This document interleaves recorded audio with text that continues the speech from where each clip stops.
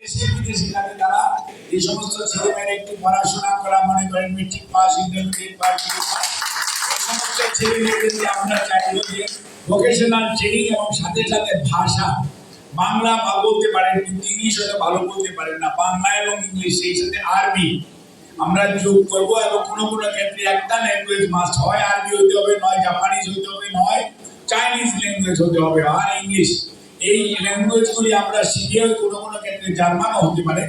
আমরা এরকম এই দিনাজপুর 6 আমরা একটা প্রশিক্ষণ একাডেমি অলরেডি ইনশাআল্লাহ,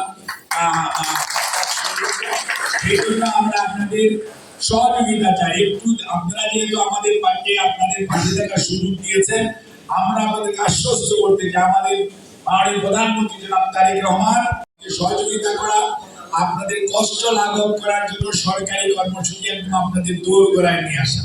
সেই জন্য আমরা সবাই মিলে সরকারি কর্মকর্তা কর্মচারী যারা আছে এবং আমরা যারা আছি, রাজনৈতিক নেতা কর্মী যে বা যারাই আছে, আর আপনারা দেশের জনগণ, আপনারাই হচ্ছেন আসল মালিক দেশে।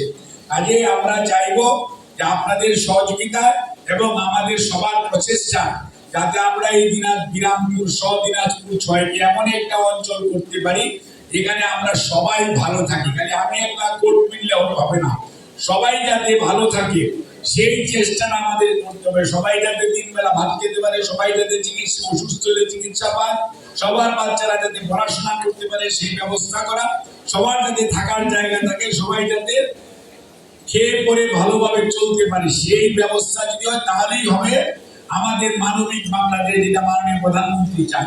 সেই লক্ষ্যে আমরা কাজ করছি এবং ইনশাআল্লাহ আপনারা যদি গেলে আমাদেরকে যে সহায়তা বা সমর্থন করছেন সেটা যদি অব্যাহত রাখেন, ইনশাআল্লাহ আমরা অল্প কিছুদিনের মধ্যে, আমরা তো চেষ্টা করছি, এটা তো অস্বীকার করার কোনো উপায় নেই, আমরা যে সবাই চেষ্টা করছি, কাজেই আমরা আপনাদের সাথে থেকে আপনাদের দুঃখ দুর্দশা লাঘবের জন্য আমরা আরো বেশি চেষ্টা করব। আর একটাই খালি অনুরোধ, আপনারা মাদকের ব্যাপারে সবাই আমাদের